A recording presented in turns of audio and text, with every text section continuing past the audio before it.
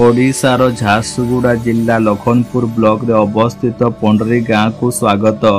एक भूमि जोठारे विश्वास परंपरा एवं संप्रदायर एक पवित्र उत्सव पर एकाठी हुअन्ति जहाकू बाबा मठ यात्रा कहा जाए। यही महान मेला प्रति वर्ष हिंदू कैलेंडर अनुसार आश्विन मास पूर्णिमा तिथि रे पालित हुए। यही समय को आध्यात्मिक भाव में शक्तिशाली एवं शुभ बोली विश्वास करा जाए।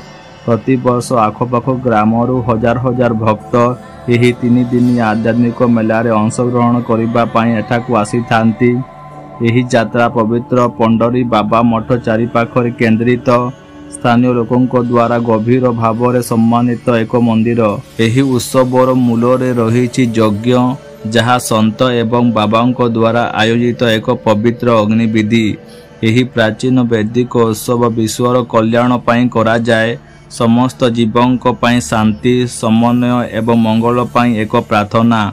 हाथ जोड़ी एवं समर्पित हृदय रे लोक माने प्रार्थना करिबा आरती करिबा एवं दिव्यों ठारू आशीर्वाद पाइबा पाई एकत्रित हुअन्ति। ग्राम रे भक्तिर गीत प्रतिध्वनित हुए। भजन कीर्तन एवं संकीर्तन जहाँ आत्मा को जागृत करे। यात्रार एक आकर्षणीय विषय होछि पंडरी पर्वतर पवित्र चढ़ण। पहाड़ शिखर रे देवतांको एक दिव्य प्रतिमा रहिछि जोठारे भक्त माने पूजा नड़िया धूप एवं फूल अर्पण करती। जेतेबेले आपण पंडरी पर्वत शीर्ष रे पहुँचे आपणको आखि आगरे एक मनोरम दृश्य उन्मेचित हेबो। पहाड़ उपरे अवस्थित शांत एवं दिव्य तीर्थस्थल प्रकृतिर उत्कृष्ट रंगरे रंगित एक भूदृश्य को देखुछि। एठारू आपण हीराको जल भंडारर विस्तृत विस्तार देखि पारिबे। एहार जल आकाश तले झलसुछि समग्र भूमि रे शांति विस्तार करुछि। आपण प्रसिद्ध रंपालुंगा पिकनिक स्पॉट रहस्यमय गुजा पहाड़ एवं पानी रे मणि परी बिछाड़ी होइथिबा अनेक छोट छोट द्वीप देखि पारिबे। एही दृश्य जादुकरी ठारू कम नुहे।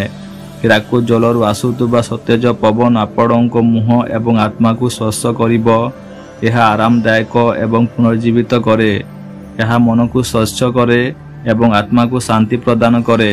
प्रकृतिर सौंदर्य पहाड़ शिखरर शांत एवं देवतांक दिव्य शक्ति रे घेरी रहिथिबा एही मुहूर्तटी कालजयी होई जाइथाए।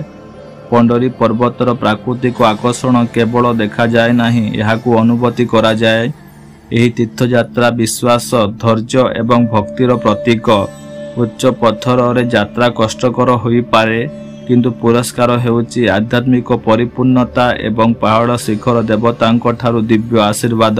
रीतिनीति व्यतीत बाबा मठ यात्रा हेउची संप्रदाय एवं संस्कृतिर एक उत्सव।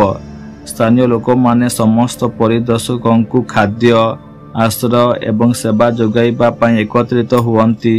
पारंपरिक संगीत नृत्य एवं आध्यात्मिक आलोचना परिवेश को आनंद रे भरी दिए। गोसाई खोलर बाबा मठ यात्रा केवल एक उत्सव नुहे, यह एक जीवंत परंपरा, एक आध्यात्मिक यात्रा एवं ग्रामीण ओडिशार विश्वासर स्थायी शक्तिर प्रमाण।